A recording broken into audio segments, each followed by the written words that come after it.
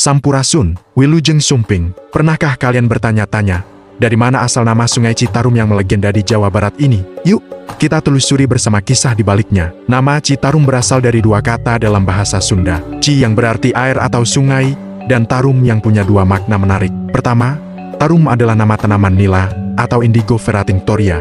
Dulu, tanaman ini tumbuh subur di sepanjang tepian sungai dan menghasilkan pewarna biru alami yang indah untuk kain.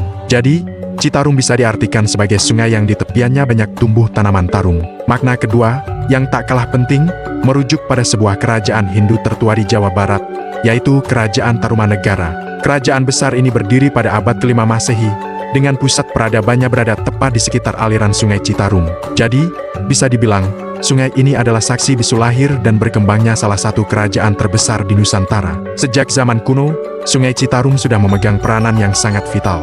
Bagi Kerajaan Tarumanegara, sungai ini adalah sumber kehidupan. Airnya digunakan untuk irigasi sawah-sawah yang subur, jalur transportasi utama untuk perdagangan, dan menjadi pusat peradaban. Bukti-bukti arkeologis seperti Kompleks Candi Batu Jaya dan situs Cibuaya menjadi saksi betapa majunya peradaban yang tumbuh di sepanjang aliran sungai ini. Setelah masa Kerajaan Tarumanegara berakhir, peran Citarum tidak lantas pudar. Sungai ini kemudian menjadi batas alamiah yang memisahkan dua kerajaan besar lainnya, yaitu Kerajaan Sunda dan Kerajaan Galuh. Seiring berjalannya waktu, Citarum juga menjadi penanda wilayah antara Kesultanan Cirebon dan Kesultanan Banten. Fungsinya sebagai batas wilayah terus berlanjut hingga masa kini. Pada masa kolonial Belanda, Citarum semakin dimanfaatkan. Pemerintah kolonial melihat potensi besar sungai ini untuk mendukung pertanian dan transportasi komoditas. Mereka membangun berbagai infrastruktur irigasi, salah satunya adalah bendungan Walahar yang ikonik dan masih berfungsi hingga sekarang untuk mengairi ribuan hektar sawah. Memasuki era modern, peran Citarum semakin vital bagi kehidupan jutaan orang.